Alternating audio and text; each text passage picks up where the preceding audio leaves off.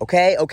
I will talk about Project 25. I've been asked about this probably more than any other topic recently, and I really didn't want to do a video on this, but I understand why you guys want to hear about it, so I'm doing a video on it. Now, the reason I wasn't going to talk about it is because it's not the huge existential crisis that I think a lot of people feel like it is, and I do mean that with a gigantic asterisk. Don't get me wrong, it is very bad, it is very fascist, it's very indicative of the type of authoritarianism that the Republican Party has been pushing at over the past few years. But that said, I think a lot of people are confused about what Project 2025 is. This whole Project 2025 manifesto thing that they put together is from the Heritage Foundation. And the Heritage Foundation is just a fascist think tank, a lobby group. They're backed by the Koch brothers and a bunch of your traditional conservative big corporate donors, and they're just there to create ideas for policy for the Republican Party. And they do shit like this pretty much before every election. They get a bunch of special interest groups together. I think it's up to 60 of them right now for Project 2025. They get a bunch of these oil companies and religious groups and defense contractors and yada, yada, yada. And they ask them, hey, if you could run the government how you see fit, what would that look like? And then they just write it all down. They literally write down a wish list for fascist Republican Santa Claus. Literally all this is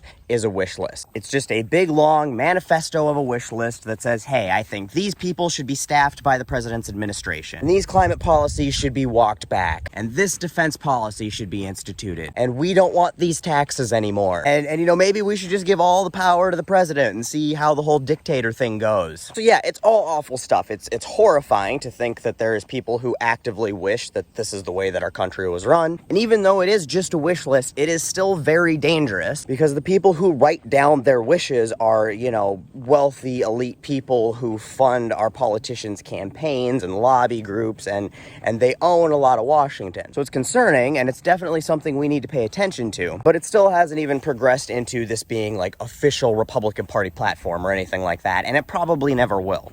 If it does, that's the time we get out the pitchforks and set up the human cigar cutter on Capitol Hill. But keep in mind that even if the GOP won the 2024 election, it would be bad, and they definitely try to end up implementing pieces of Project 2025, which is really their whole goal. Ask for everything and hope they get some of it. But we still have a lot of checks and balances that would be pretty big obstacles for them to achieving this in its written form. All of Congress would have to be on board, and I still think that there's a lot of Republicans who still wouldn't even vote for this shit. The courts would have to be on board, and it violates the Constitution at pretty much every turn, and granted, the GOP has done a great job at stacking the judiciary in their favor, and SCOTUS has certainly proven itself to be partisan hacks as of late, but I'd hope that they too would have lines that even they wouldn't cross. So there'd be obstacles to it, even if they did try implementing this in its full written form, which again isn't going to happen. That said, though, once again, it definitely gives us insight into the types of things they want to do, and it's reading between the lines on these things that you need to be worried about. When looking at this kind of stuff, it's the type of policy and procedural changes that aren't way over the top, horrific, like